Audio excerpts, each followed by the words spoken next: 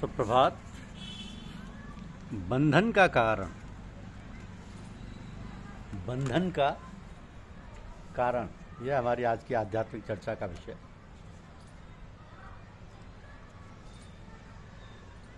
श्रद्धा और विश्वास यह होना चाहिए कि भले ही मुझसे कुछ नहीं बन पड़ा तो भी कोई बात नहीं, मेरे गुरु महाराज वास्तविक रूप से परिपूर्ण सिद्ध और समर्थ सद्गुरु हैं, वो मुझे अवश्य पार करा दें। इसी श्रद्धा व विश्वास से संबंधित एक उदाहरण देखिए कि एक सत्संगी भाई का लड़का जो लगभग 40 वर्ष का था, एक बार सख्त बीमार पड़ा। उसकी हालत बड़ी गंभीर थी, अस्पताल में भर्ती था, ऑक्सीजन दी जा रही थी। अंतिम समय में कुछ ही घंटे बाकी थे। उनके चाचा जी जो उनके पास ही थे, उनकी ऐसी हालत देखकर बड़े दुखी हुए और आंखों में आंसू भरकर कहने लगे, बेटा हमें बड़ा दुख है। सत्संगी जी के पुत्र ने पूछा, चाचा जी आपको किस बात का दुख है? उन्होंने कहा, बेटा इस उम्र में तुम्हारा ये हाल देखकर मेरा संपूर्ण साहस व धैर्य भाग रहा है। मैं अत्यंत दुखी हूँ, क्या करूँ? तो अत्यधिक कष्ट होते हुए भी होठों पर मंद मंद मुस्कान लिए उन्होंने उत्तर दिया, चाचा जी आप हमारी तबीयत की कुछ फिक्र न करिए। श्री चाचा जी जिम्मेदार हैं, वही मालिक हैं जो मुझे अवश्य पार करा देंगे। चाचा जी साहब गुरुदेव।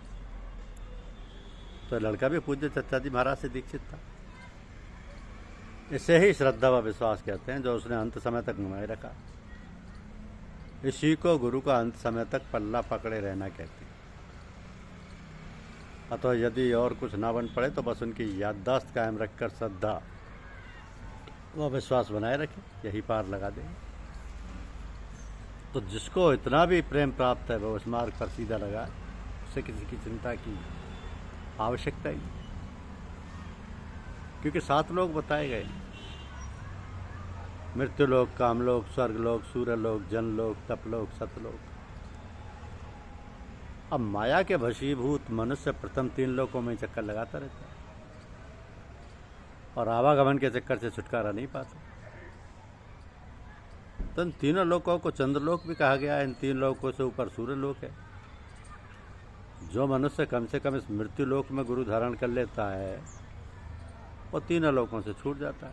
सूर्यलोक में पहुंचकर वह जन्म मृत्यु के बंधन से छूट जाता है। परंतु गुरु धारण करने का यह अर्थ नहीं है कि आप गुरु के पास जाते हैं, ध्यान करते हैं, बस। गुरु तो उन्हें पात्र बनाते रहते हैं, उनके मंत्र के मल व आवरणों को दूर करते रहते हैं। इसी से पूज्य चाचा जी अक्सर कहा करते थे कि मेरा काम तो धोबी का है, परंतु जब शिष्य में समर्पण की भावना आ जाती है, स्वयं को वह पूर्ण रूप में गुरु के आश्रित कर देता है, तब उसे स्वीकार करते हैं। ऐसा ही पुरुष सत्कारी बन जाता है। तो मनुष्य के बंधन का सबसे बड़ा कारण मैं और मेरा ही है। मैं और मेरा, इसी में भटककर वह अस्तित्व को भूल जाता है और तंग होता है। कबीरदास जी ने कहा है कि मोर तोर की रसरी बनाए हंस बंधा संसार। मोर तोर की रसरी बनाए हंस बांधा संसार। दास कबीरा क्यों मदे जय के राम आधार। तो ऐसा बहुत से लोगों को कहता सुना गया है कि यदि मैं और मेरा छूट जाए तो संसार में काम ही नहीं चलता। ऐसा नहीं है। बाहरी व्यवहार में सब सांसारिकता बनी ही रहनी चाहिए, परंतु अंतर से भाव छूट जाना चाहिए। जैसे एक राजा का लड़का ड्रामे में भंगी का पार्ट अदा करता है तो व्यवहार तो भंगी की भांति करता है, किंतु अंतर में ध्यान रहता है कि मैं भंगी नहीं, राजा का लड़का हूँ। इसी प्रकार व्यवहार में तो मैं और मेरा रहना चाहिए, किंतु अंतर में तू और तेरे का भाव रहना चाहिए। तो मेरा तेरा ही माया की रस्सी है, इसी में मनुष्य फंसा हुआ है। कार्य सब करते रहो, परंतु तू और तेरा समझते रहो। इससे सदैव हृदय उज्ज्वल बना रहेगा। अंतर में ना कभी हर्ष होगा, न विषाद, न राग द्वेष ही कभी व्यापेंगे। इससे समस्त चिंताएं बाहर ही रहती हैं, हृदय पर उनका कोई प्रभाव नहीं रहता। तो मनुष्य के बंधन का सबसे बड़ा कारण मैं और मेरा ही है। मैं और मेरा, इसी में मनुष्य फंसा हुआ है। कार्य सब करते रहो, परंतु तू और तेरा समझते रहो। इससे सदैव हृदय उज्ज्वल बना रहेगा। अंतर में ना कभी हर्ष होगा, न विषाद, न राग द्वेष ही कभी व्यापेंगे। ऐसे समस्त चिंताएं बाहर ही रहती हैं, हृदय पर उनका कोई प्रभाव नहीं रहता। जब सब काम ईश्वर का ही है फिर चिंता किस बात की। इसमें समर्पण भी आ जाता है। इसलिए पूज्य चचा जी कहते थे कि निश्चिंत होकर आप जो कुछ कर रहे हैं फल को बिना विचारे करते रहिए, क्योंकि भगवत परायण पुरुष फल की ओर विचार नहीं करते तथा कर्म पर अधिकार रखते और सर्वदा पूज्य गुरुदेव जी द्वारा उस परमात्मा की समीपता प्राप्त करके उसमें लीन रहते। तो अपनी ओर निहारिए, औरों से क्या काम। सकल देवता छाड़ के भजिए गुरु का नाम। यहाँ एक शंका उठती है कि गुरु के नाम से क्या तात्पर्य है। गुरु के नाम से तात्पर्य गुरु का बताया हुआ नाम है। पूज्य चचा जी महाराज ने जो नाम बताया था वो ये कि हे ईश्वर तेरी इच्छा पूर्ण हो। चचा जी ने कहा यह महामंत्र आत्मिक जीवन का दिव्य तारा है, यही एक उत्तम प्रार्थना है और समाधि की पराकाष्ठा। जो इसके प्रकाश में चलता है ईश पद को प्राप्त होता है। दिन और रात में जब खाली हो, जब मौका मिले, यही जाप मन ही मन बराबर करते रहना चाहिए।